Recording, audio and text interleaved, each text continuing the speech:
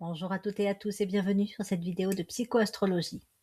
Regardons comment se configurent les planètes sur la semaine du 27 avril au 3 mai 2026 pour en déterminer l'ambiance générale. Alors, commençons par faire le tour des configurations astrologiques de la semaine. Donc, le soleil est en taureau. Jeudi, il quitte le premier décan pour entrer dans le deuxième et c'est la seule configuration à présent en signe de terre. Toutes les autres planètes sont dispersées sur les autres éléments. Nous en avons 4 en signe de feu, le bélier, Neptune, Saturne, Mars et Mercure, qui sont répartis entre le premier et le troisième décan du bélier. L'air monte en puissance puisque ça y est, le 26 avril, donc c'était dimanche, Uranus vient rejoindre Vénus qui se trouve en Gémeaux et donc Uranus s'y installe pour 7 ans. Nous avons aussi, toujours dans l'élément air, Pluton qui est en Verseau. Et donc pour finir, on a un petit peu d'eau avec Jupiter en Cancer et le nœud nord en Poisson. Comme je vous le disais la semaine dernière, le mois du taureau est directement relié aux ressources, aux moyens, à l'argent, aux finances. Il renvoie à la matière, au corps, à la corporalité. Il fait partie des signes qui nous ancrent, qui nous stabilisent et qui nous permet aussi de croître sur le plan physique. C'est un signe nourricier, un signe de fertilité. Il est intéressant aussi de constater à quel point dans cette période de l'année, ces thématiques sont justement marquées partout dans le monde. Nous avons des temps forts qui viennent interroger notre rapport à ces thématiques et notamment à celle des ressources. Quelques exemples concrets. C'est durant cette période, dans de nombreux pays, comme la France, le Canada, les États-Unis ou encore les Pays-Bas, que nous remplissons la déclaration d'impôt. Bon, c'est pas forcément le moment le plus agréable de l'année, mais c'est très en lien avec l'énergie taureau puisque nous déclarons nos ressources. Donc voilà, je vais faire un petit clin d'œil par rapport à ça. C'est également donc une démarche qui nous relie à ce que nous produisons, à ce que nous recevons et à ce que nous redistribuons. Donc vraiment très marqué quand même par les qualités du taureau. Et puis nous avons aussi durant cette période de l'année la fête du travail, le 1er mai, qui là aussi est célébrée dans de nombreux pays, 160 et plus il me semble. Et donc elle est très reliée à la question du travail, de la contribution de chacun à la société, de la manière dont les ressources sont créées, partagées et reconnues. Donc ça nous fait déjà 2 éléments, la déclaration d'impôt et la fête du travail, qui sont vraiment dans cette ambiance taureau. À cela se rajoute depuis, je crois, 1970, célébré le 22 avril, c'est-à-dire vraiment au tout début du mois du taureau, la fête de la journée de la Terre, où là, en fait, on élargit la perspective des ressources à l'échelle de la planète, puisque nous fêtons la planète, ses ressources. Donc ça, c'est intéressant et c'est aussi intéressant de voir que c'est au tout début du mois du taureau, ce qui montre aussi l'importance. Ça vient avant la déclaration des ressources financières, matérielles et même avant la fête du travail. Et puis, autre fête importante et même peut-être la plus importante, puisque c'est l'une des 3 grandes fêtes spirituelles de l'année, au moment de la pleine lune du mois du taureau, nous avons la célébration du Vesak. Le Vesak célèbre la naissance du Bouddha et son illumination. Donc c'est aussi, et j'y reviendrai par la suite, quelque chose qui est directement en lien avec les grandes qualités du taureau. Le principe d'illumination, c'est que c'est complètement taureau. J'en oubliais une autre aussi, la fête de Beltane, qui est une fête issue de la tradition celtique et qui marque donc un moment de fertilité, de fécondité de la terre. Donc voilà, on est vraiment sur les qualités du taureau et cette fête de Beltane nous rappelle que toute ressource trouve son origine dans des cycles vivants, dans une dynamique de croissance et de renouvellement. Pour le Vésac, je vais y revenir, mais déjà comme information, cette année, la pleine lune, donc qui est en Scorpion, la pleine lune du mois du Taureau, va avoir lieu le vendredi 1er mai. Donc ça aussi c'est intéressant. Cette année, ça tombe le 1er mai au moment de la fête du travail à 19h23 pour la France et pour les pays qui sont sur le même créneau horaire. Mais je vous en reparlerai vers la fin de la vidéo. Donc voyons déjà l'ambiance générale de la semaine. Le taureau est donc à l'honneur, c'est un signe de terre qui met en lumière non seulement nos ressources matérielles, mais aussi nos bases, telles qu'elles sont actuellement, mais aussi telles qu'elles devraient être pour nous soutenir sur notre cheminement, dans notre cheminement. Pendant 7 ans, Uranus a été en Taureau, venant faire bouger ses bases, ce rapport que nous avons entretenu aux ressources, à l'argent, à la sécurité, à la stabilité, et ça nous a fait travailler aussi bien sur un plan collectif que sur un plan individuel. Ça a pu être même un peu chamboulant à vivre parce que ça a questionné notre relation à la matérialité et à nos possessions. Avec actuellement le Soleil en Taureau, alors que Uranus lui-même quitte le Taureau pour entrer en Gémeaux, nous pourrions voir dans la semaine où nous en sommes sur cette question des bases et comment, au bout de 7 ans de transit d'Uranus en Taureau, non seulement ça a bougé, ça s'est transformé, mais qu'est-ce qui a peut-être été acquis, même à travers des crises ou des épreuves. Il y a peut-être eu des pertes, il y a peut-être eu des ruptures, pas uniquement d'ailleurs au niveau matériel, c'est-à-dire pas uniquement au niveau financier, mais aussi peut-être en termes d'attachement affectif, parce que c'est tout ce qui est relié à la sécurité, à la stabilité, le Taureau. Et parfois, ce n'est pas forcément un bien matériel, un travail, quelque chose que l'on possède qui nous rassure, mais ça peut être une personne. Mais lorsqu'il y a peut-être trop de dépendance, d'attachement, de déséquilibre dans une relation, qu'elle soit vis-à-vis de l'argent, d'un travail, ou qu'elle soit vis-à-vis d'une relation, ce transit de 7 ans d'Uranus en Taureau aura pu venir bousculer tout cela. Et là, alors que le Soleil chemine en Taureau et que Uranus passe en Gémeaux, on peut peut-être voir ce qui a été acquis à travers peut-être des pertes vécues, mais tout un travail aussi de reconstruction, refocalisation, d'évolution des priorités, parfois encore une fois contraintes et forcées, où la stabilité et la sécurité n'étaient plus centrées sur des objets extérieurs, mais en fait on a été ramené à nous-mêmes pour développer cette sécurité et cette stabilité de façon intériorisée et donc gagner en force intérieure et en tranquillité. Donc là, ce mois du Taureau peut nous permettre, cette semaine particulièrement, d'éclairer où nous en sommes par rapport à tout ce cheminement intérieur. Et donc, nous partons sur de nouvelles bases construites, avec les anciennes qui ont été déconstruites. Donc, de nouvelles bases ont pu être construites, même si c'est encore un petit peu ou fragile ou neuf. C'est comme un ciment qui n'a pas encore complètement séché. Mais voilà, on est sur nos nouvelles bases. Et alors qu'Uranus entre en Gémeaux, dans un contexte où l'élément feu est très présent, ce qui va provoquer, alors je ne sais pas pour vous, mais il me semble que ça se sent déjà, une activation au niveau de l'intellect et du mental. Nous pouvons ainsi nous attendre dès cette semaine à des revirements de situation, à une libération de la pensée et de la parole, à peut-être encore des détachements en termes de liens, des liens qui ont pu être inscrits dans la durée, mais qui ont fait leur temps, qui n'ont plus de raison d'être. Et Uranus en Gémeaux provoque l'arrivée de cet élément air qui a déjà été introduit par Pluton en Verseau, donc qui va se renforcer. Et l'air, c'est quand même très dynamisant. Donc on peut déjà sentir que un nouvel élan, un nouveau souffle est en train d'arriver dans nos vies individuellement, mais aussi vraiment collectivement sur la planète, et pas seulement d'ailleurs au niveau de l'humanité, ça touche l'ensemble de la planète, l'ensemble des règnes. Donc on pourrait commencer à sentir que là, il y a peut-être des changements qui s'opèrent, des prises de conscience ou des envies peut-être de sortir davantage, de faire bouger des choses dans notre vie, d'arrêter peut-être certaines habitudes, de sortir d'une forme d'isolement, le désir de retrouver peut-être le lien ou de le retrouver autrement. S'il existe déjà, il y a des liens qui peuvent paraître un peu superficiels ou illusoires, comme les liens que l'on crée à travers les réseaux sociaux.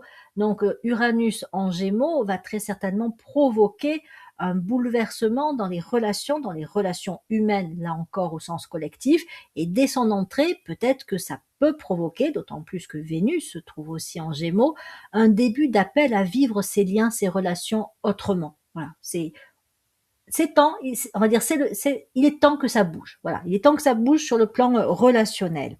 Ça rentre d'ailleurs en résonance directe avec Pluton en Verseau, Pluton en Verseau agit en profondeur sur les structures collectives, sur les systèmes, sur les réseaux. En fait, je crois vraiment que le mot réseau, on va beaucoup l'entendre et on va de plus en plus l'entendre, alors que Uranus et Pluton transitent dans leur signe, dans le signe respectif dans lequel ils se trouvent.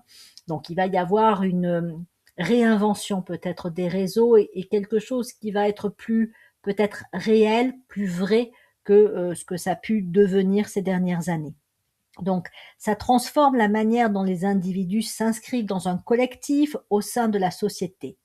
Alors, je voudrais revenir quand même un petit peu, même si j'ai fait une vidéo exprès sur le sujet, hein, sur ce que pourrait faire bouger Uranus en Gémeaux pendant les 7 années où il va donc transiter dans ce signe d'air.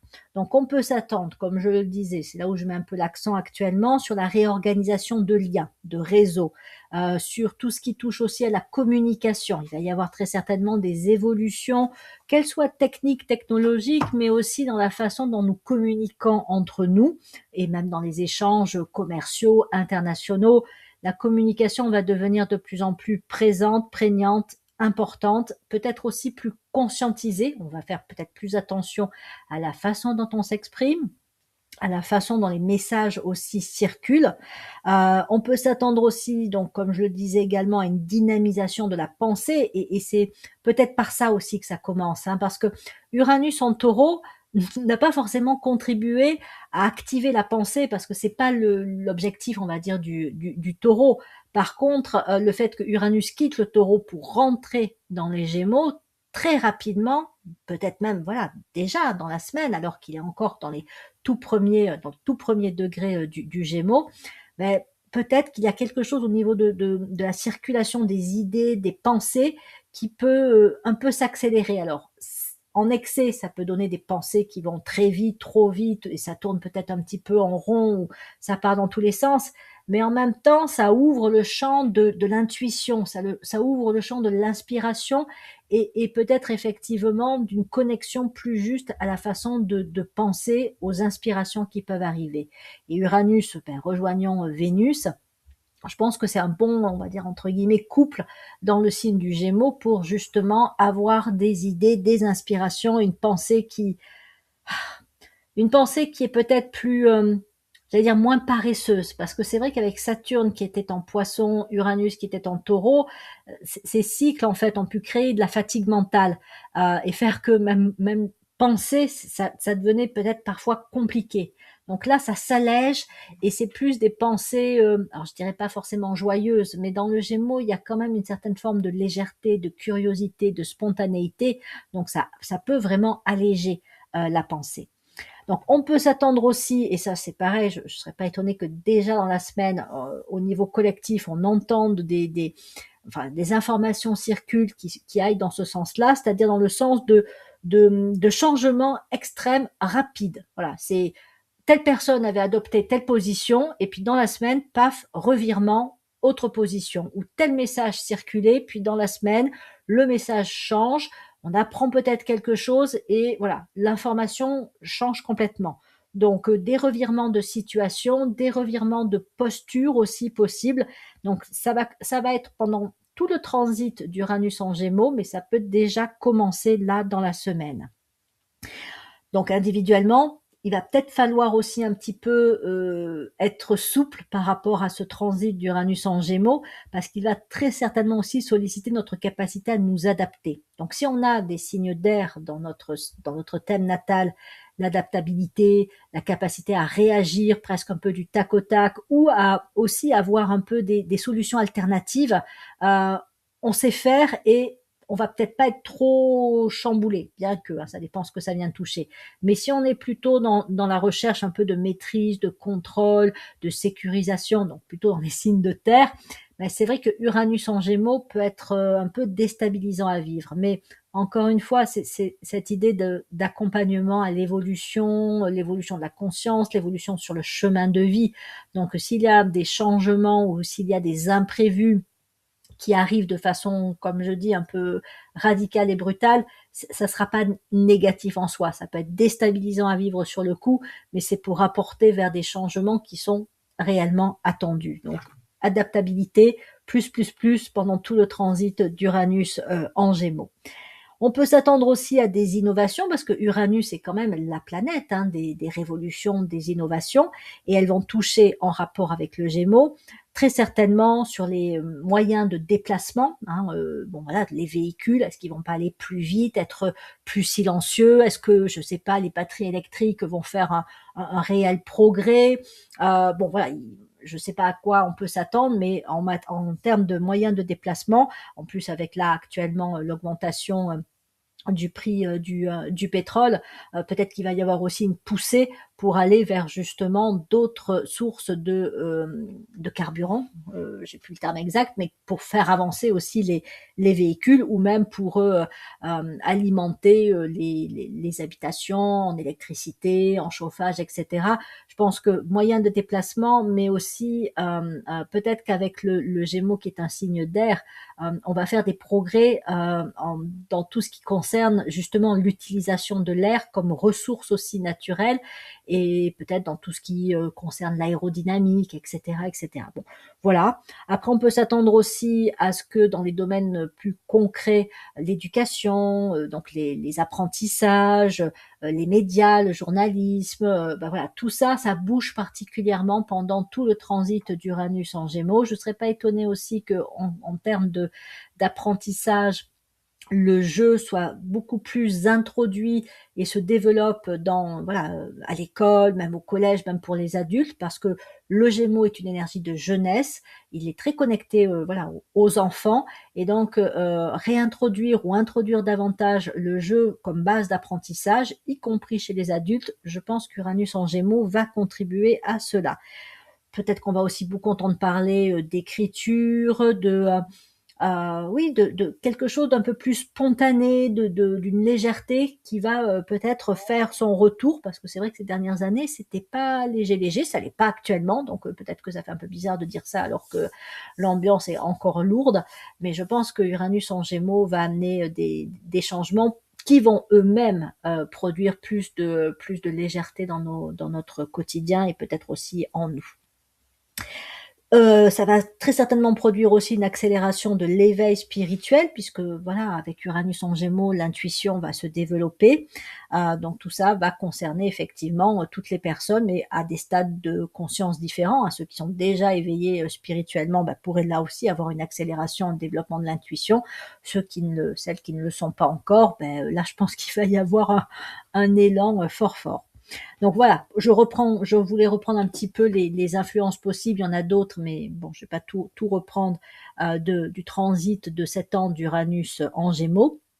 Et c'est vrai que là où Uranus en Taureau a stimulé des changements liés à la matière, aux ressources, au corps, à l'argent, hein, c'est vrai que ces dernières années, on a beaucoup parlé du corps, on a beaucoup, sous toutes ses formes, hein, que ce soit l'intégrité, la santé, donc on a beaucoup parlé du corps, on a beaucoup parlé aussi de l'argent et des ressources. On va continuer à en parler, mais c'est juste que la focalisation va passer sur plutôt les thématiques du Gémeaux. Et donc, voilà, c'est un signe de changement, de variété, de variation, et ça pourra amener des changements beaucoup plus en lien avec la pensée, avec, comme je disais, hein, la communication, les informations, les relations humaines. Voilà. Là où le Taureau nous a fait travailler la matérialité, le Gémeaux va nous faire travailler avec Uranus l'intellect, la communication, les relations humaines. Mais vraiment, je pense que les relations humaines, ça va être quelque chose de fondamental sur les années à venir, parce que entre Uranus en Gémeaux et Pluton en Verseau, c'est un peu comme si on allait être stimulé à réinventer les relations humaines. Hein. Voilà, c'est bon. On verra comment ça va évoluer, mais à mon avis, si on doit, j'allais dire un peu investir dans notre temps, dans notre énergie, ça va être peut-être pour renouer, redévelopper ou aussi se questionner, hein, je vais vous en parler, sur ce que l'on attend aussi au niveau des relations humaines. Je pense qu'Uranus en Gémeaux va favoriser l'émergence et la stabilisation de réseaux plus soutenants, justes et harmonieux. Autrement dit, hein, nous entrons dans un cycle de rapprochement humain, de reconnexion. Et là encore, hein, je me rends bien compte que les actualités vont pas du tout dans ce sens-là, mais entre les actualités, les influences planétaires, je pense que, voilà, moi j'aurais plutôt tendance, bon après c'est parce que je suis astrologue que je dis ça, mais j'aurais plutôt tendance à regarder les planètes qu'à écouter les infos de ce côté-là. Qu'est-ce que j'ai d'autre à vous dire que je n'ai pas encore dit? C'est vrai, hein, que depuis 2018 où Uranus a été en taureau, ça a pu faire vraiment bouger, hein, des sécurités, des stabilités, des valeurs matérielles de l'argent et des finances. Ça a pu créer des tensions fortes entre le besoin de sécurité matérielle et l'élan de réorganisation. Ça a créé aussi, ça a participé à créer des effondrements de systèmes bien établis. Donc Uranus en taureau aura sur le plan spirituel stimulé une évolution des valeurs. C'était vraiment son objectif spirituel afin de tendre vers des valeurs plus transpersonnelles, plus globales, plus d'ensemble. Les résistances sont encore là, mais l'entrée d'Uranus en Gémeaux va très certainement aussi continuer à stimuler les transformations qui ont été initiées par le transit d'Uranus en Taureau et va même très certainement aussi les accélérer. C'est-à-dire qu'on va effectivement toujours continuer à parler d'argent, de ressources, mais même l'exploitation de la planète, hein, des ressources de la planète, mais on est en train, à mon avis, enfin, on va accélérer un mouvement de réorganisation de notre rapport aussi aux ressources et à l'argent. Dans la semaine, nous pourrions sentir émerger en nous un ou des besoins fondamentaux renouvelés en termes de relations humaines. Encore une fois, hein, j'insiste là-dessus, mais ça me paraît vraiment être la note clé de ce transit d'Uranus en Gémeaux qui déjà, à mon avis, peut se faire sentir, d'autant plus qu'avec les planètes en Bélier, il y a une énergie d'initiation. Donc je pense que on va se sentir plus ou moins, mais stimulé à réinvestir ou à investir autrement les relations humaines, que cela concerne le couple, les amis, le collectif, le groupe, la posture dans la famille avec telle ou telle personne. Voilà, je pense que c'est une semaine aussi pour vraiment faire le point sur là où on en est dans les aspects relationnels.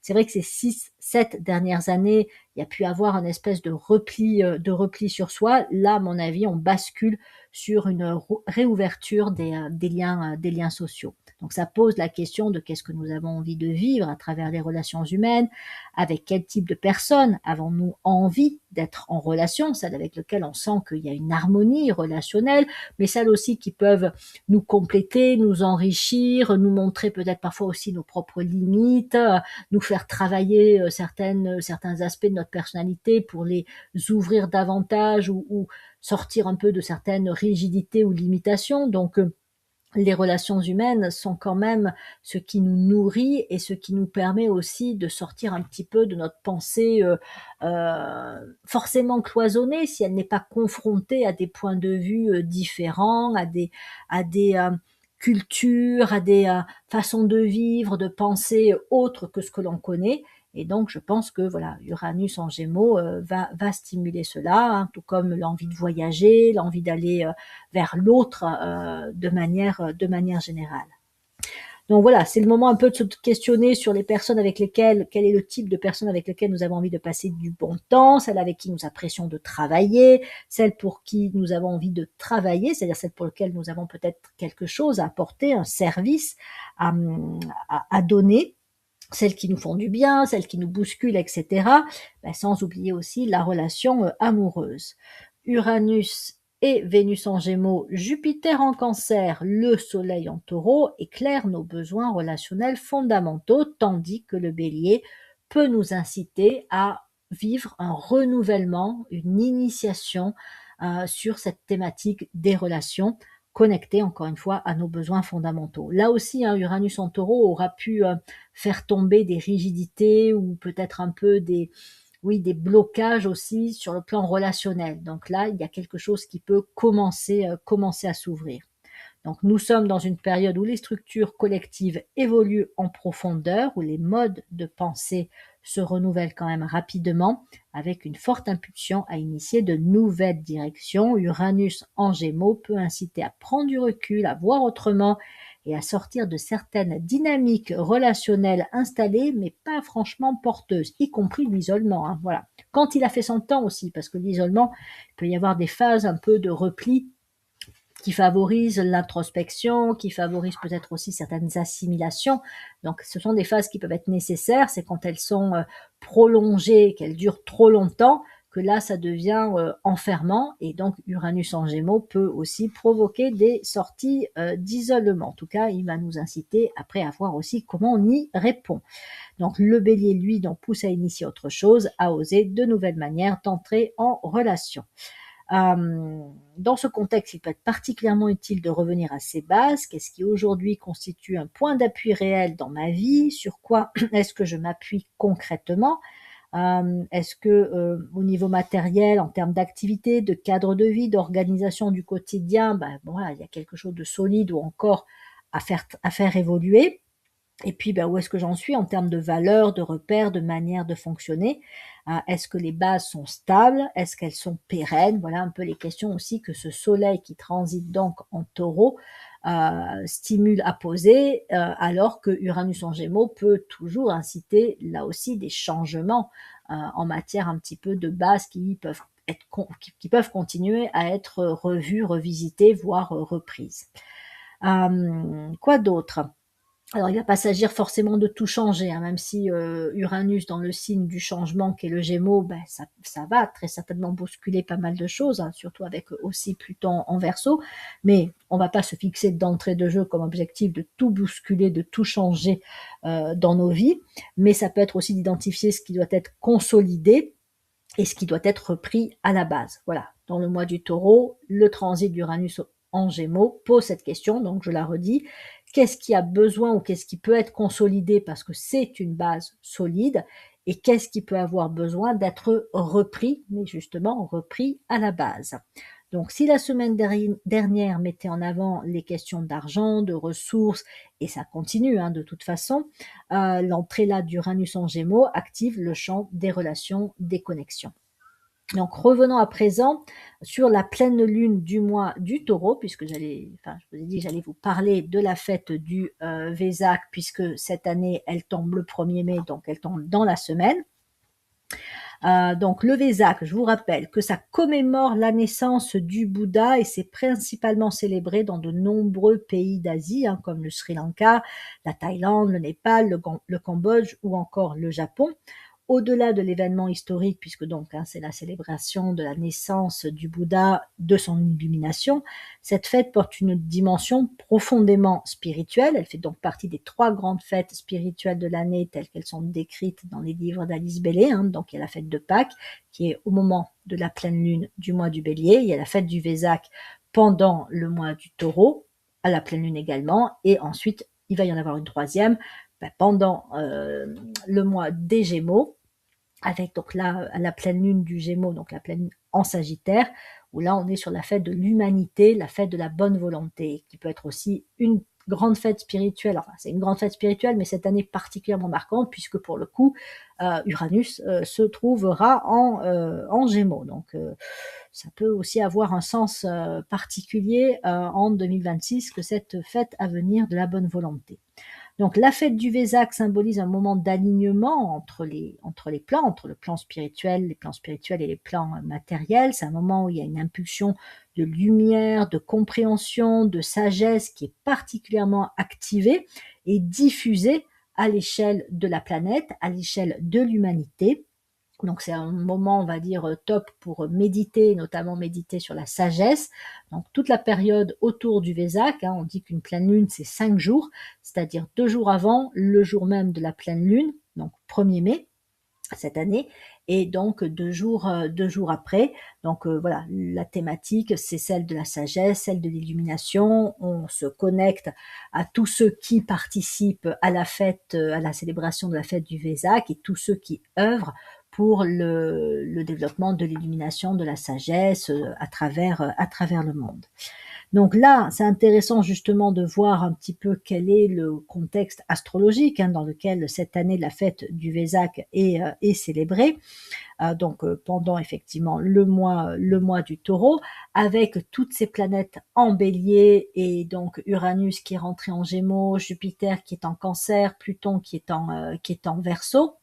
on peut dire que c'est une fête du Vésac particulièrement dynamique. Enfin, il y a une puissance, la puissance du feu du Bélier, qui est activée par Uranus en Gémeaux, qui met une énergie enfin, ça intensifie la lumière, ça intensifie la puissance.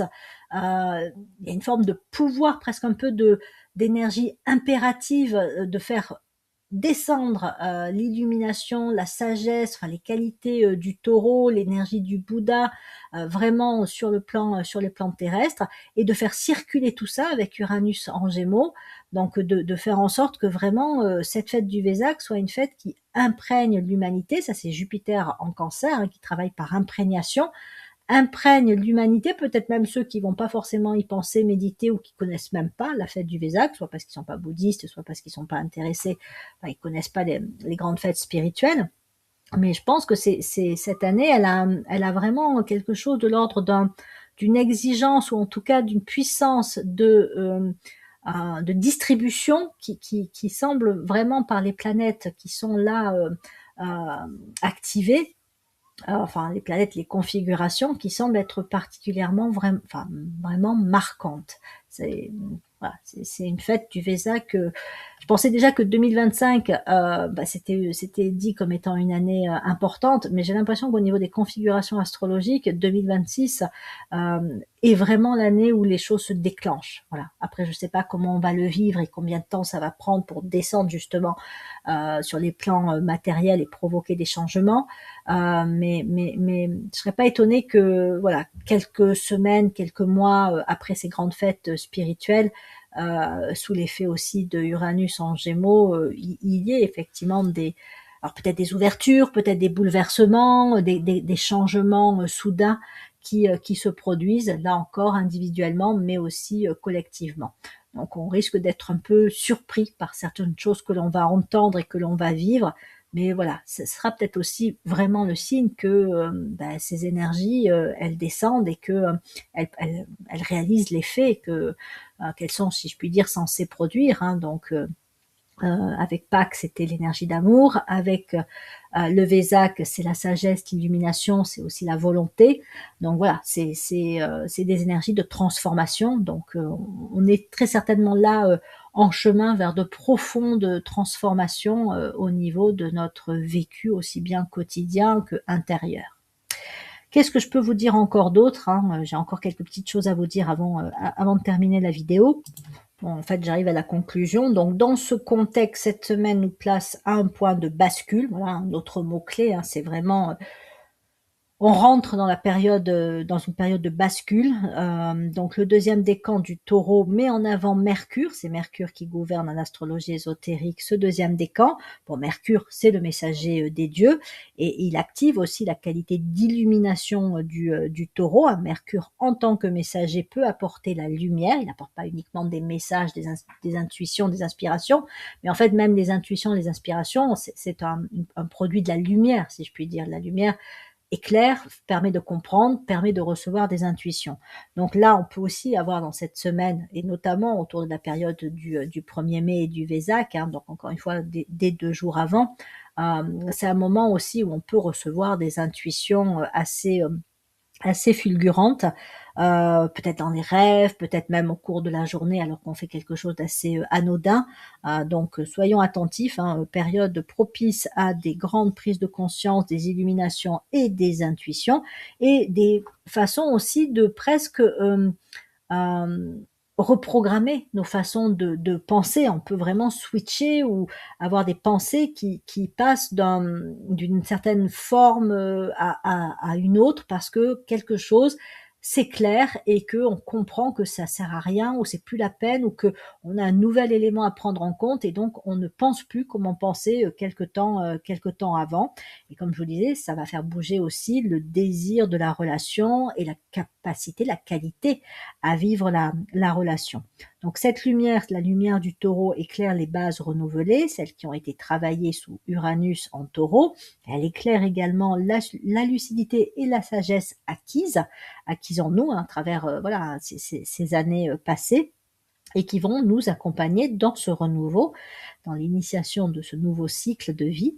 Cette semaine nous propose ainsi de voir avec plus de clarté. Le Bélier impulse, le Gémeaux met en circulation, dynamise, et le Taureau révèle, il éclaire et il révèle. Qu'est-ce qu'il révèle? Il révèle ce qui est juste et vrai, mais aussi ce qui ne l'est plus, ce qui peut accompagner le nouveau et ce qui doit être laissé quelque part.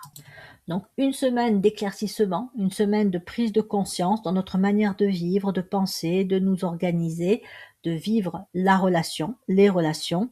Une semaine pour voir plus clairement ce sur quoi nous nous appuyons réellement, ce qui fonctionne encore et ce qui demande à être ajusté. Une semaine pour clarifier donc ce que nous souhaitons vivre dans les relations. Certaines évidences peuvent apparaître, des compréhensions nouvelles peuvent émerger, parfois là aussi rapidement. Et puis donc avec Uranus en Gémeaux, la pensée s'ouvre, les échanges reprennent vie ou s'intensifient.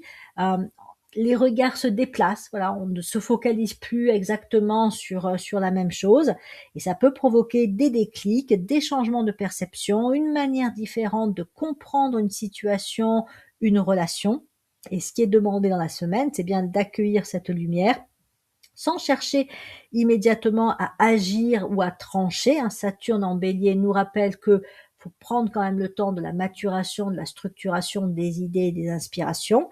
On s'ouvre pour laisser voir, laisser apparaître, laisser se préciser, car c'est cette clarté qui permet ensuite d'initier des directions justes. Et ça va être ce qui s'annonce, c'est-à-dire que voilà, on est encore au début de l'année astrologique. Le Uranus rentre tout juste en Gémeaux, mais on peut s'attendre à ce que ça s'accélère par la suite. Donc là, on est encore un peu en période de maturation, d'accueil, de révélation. Et après, le mouvement va suivre. Donc, au cœur de cette semaine, c'est bien cette fonction d'illumination du Taureau portée par Mercure qui est essentielle. Encore une fois, mettre en lumière pour comprendre et comprendre pour pouvoir avancer de façon juste, de façon fluide, de la façon la plus adaptée possible. Voilà, j'en termine ici pour cette vidéo d'interprétation des configurations de la semaine. Je vous souhaite une très belle semaine et vous dis à bientôt pour de prochaines vidéos de psychoastrologie. Merci de votre écoute.